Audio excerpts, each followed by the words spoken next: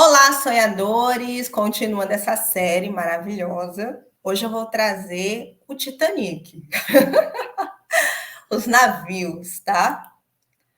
Eu era para ter trazido literalmente o Titanic, era o melhor símbolo que tinha para colocar aí, né? Mas, mas depois, agora que eu fui me lembrar, né? Gente, era para ter trazido a Jack e a Rose, assim, de frente, assim, com aquele símbolo clássico do Titanic, né? Do filme. Mas, enfim, vamos falar então desse símbolo que é o navio. Gente, esse símbolo, né, é um símbolo que ele é assim, né? Ele é um símbolo que ora pode ser positivo, ora não pode não ser positivo. Mas que na maioria das vezes ele não é positivo, entendeu? Mas vamos lá falar sobre o navio. O navio, ele parece com um avião no que a gente descreve da parte de estabilidade. Então, ele representa uma grande estabilidade, uma grande sustentação. É bem diferente dos outros símbolos, como moto, carro, bicicleta, né? Trem, que a gente está falando mais, ônibus, né? Que a gente está falando mais de dinâmicas, né? Então, o que eu quero falar sobre a dinâmica? É assim, algo que é mais do momento, de mudanças, entendeu? E tal. Quando a gente já fala de avião, de navio, a gente já está falando de estruturas bem mais sólidas, estáticas, pesadas, entendeu? E que são correntes aqui na vida atual. Não é do passado, não. É coisas correntes da vida atual. E aí, o navio, ele pode estar ligado, como no filme do Titanic, ligado a um relacionamento amoroso. Então, dependendo de quem aparece nesse navio, é que a gente vai entender do que ele se trata. Então, o navio ele fala de relações interpessoais do sonhador com os outros e como está a estabilidade dessas relações.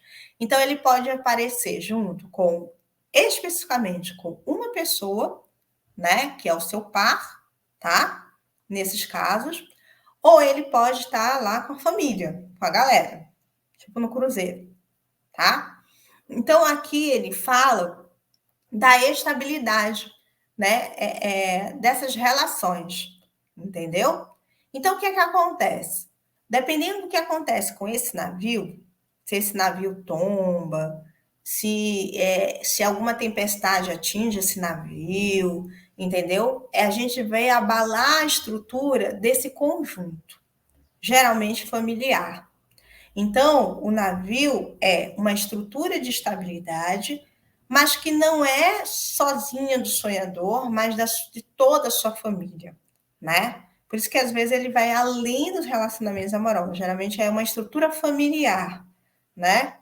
É uma estrutura familiar. Então, dependendo do que acontece nesse navio, se ele afunda, se ele tomba, se a tempestade chega e aí, né, enfim, destrói uma parte, entendeu? Bate no iceberg. Enfim, o que acontece com esse navio, a gente vê toda essa estrutura familiar sendo quebrada, passando por uma fase de mudança de padrão, de uma mudança de alteração de ciclos, de momentos, entendeu? Mas de todo um padrão, toda uma estrutura estável, entendeu? Então é muito forte esse abalo, tá? Na parte dos relacionamentos amorosos, esses símbolos nem sempre vão estar claros, né? Nem sempre vai ser exatamente o parceiro, né? O parceiro literalmente representado ali. Então pode ser por outros personagens e aquele sonho está falando de relacionamentos amorosos, tá? Uma das coisas que chama também muita atenção do navio é justamente o leme, né? Que quem controla o leme, né? Eu não sei, o volante lá, né? Eu não sei como eu acho que é leme o nome, né? O volante. Então, quem controla esse leme é quem está geralmente dirigindo aquela família ou aquele relacionamento amoroso. Então, dependendo das decisões que esse controlador ele toma, ele pode, né? Enfim, né? desestabilizar toda aquela união familiar, aquela estrutura familiar, né? Ou não, né? Enfim, desestabilizar ou estabilizar, ou tomar as rédeas, né? O controle da situação. Então, é muito interessante quando a figura que aparece, né, controlando esse navio, ela é muito relevante para o sonho. Então, algo que não pode ser ignorado, porque ele afeta os demais. Aquela figura afeta todo mundo, tá? Então, é bem interessante que a gente observe isso no sonho, tá? Então, espero que vocês tenham gostado do símbolo de hoje, tá certo? E até a próxima.